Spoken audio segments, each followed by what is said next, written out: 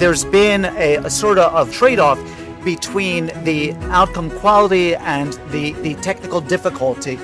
But the biggest advantage is you can do it any age. If you realize that detachment in PDEC is about 1%, you're sticking the dua to another dua. Same tissues and they stick.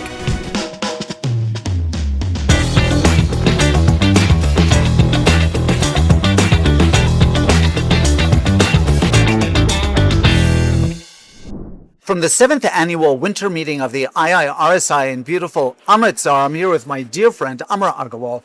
Amar, there are multiple surgical techniques to achieve the same thing. It's telling you that there are problems with the techniques, because if there weren't, there would only be one, right?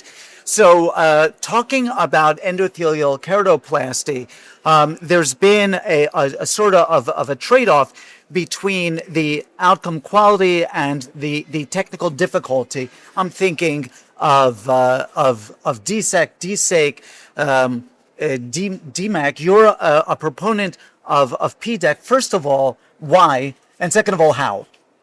So basically, when we are doing endothelial keratoplasty, Josh, as you said correctly, we have DSECs, DMECs and PDECs.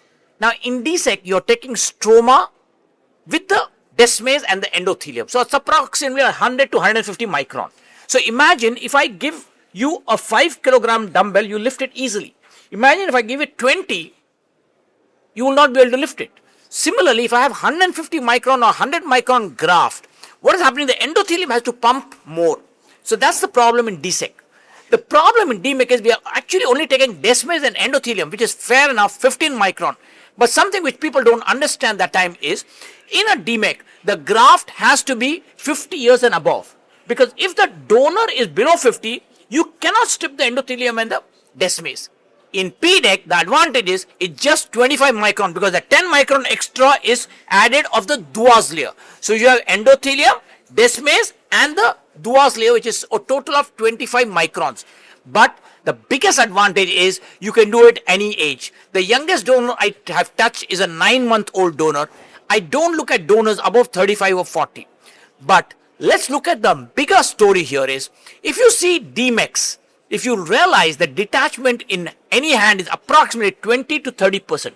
Imagine that means if you do 100 DMECs, 20 cases have to be taken back for rebubbling. In PDEC, it's about 1%. Why?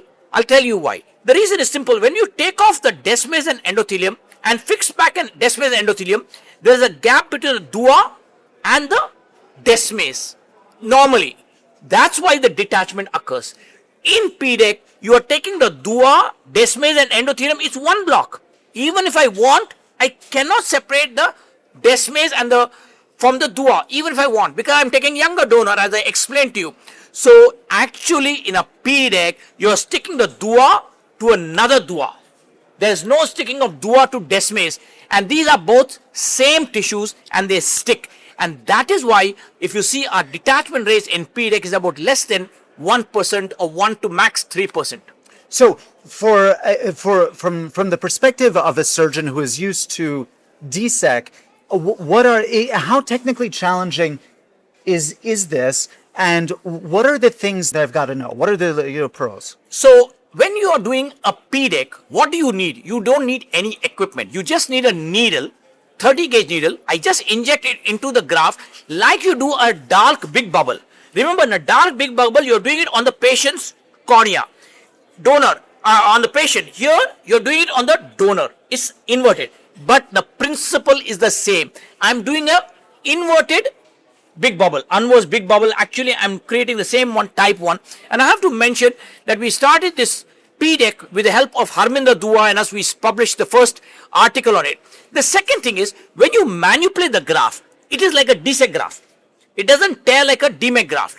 So you have the advantages of DSEC, you have the advantages of DMEC, but you don't have the disadvantage like the thickness of the graft or the age problem of the DMEC in PDEC. And that's where the score comes. I have operated patients with scarred corneas. So what we do in these patients are, because of this PDEC being young donors, the grafts are clearer and much better. That's the basic reason. Are there ideal first cases for people transitioning to this? I would suggest you to take a simple case like a Fuchs dystrophy, then slowly manipulate yourself to the tougher cases where there's bullous keratopathies, where you have aphakic bullous keratopathy or pseudophakic bullous keratopathy, where you'll be combining it with a glued IOL or a Yamane and a pupiloplasty. One trick I tell everyone who's moving into corneal surgery, please master the fourth row pupiloplasty and pinhole pupiloplasty, because even if you do DSEC, DMEC or PDEC or even a PK, you need to master that because it will change your life there. This is great stuff. I'm excited that you brought this, and I can see your passion of your advocacy for this. I'm sold. Amar, I want to thank you for making something that is really actually pretty complicated very clear, as you always do. But mostly I want to thank you for the generosity of your time with me today. Thank you so much.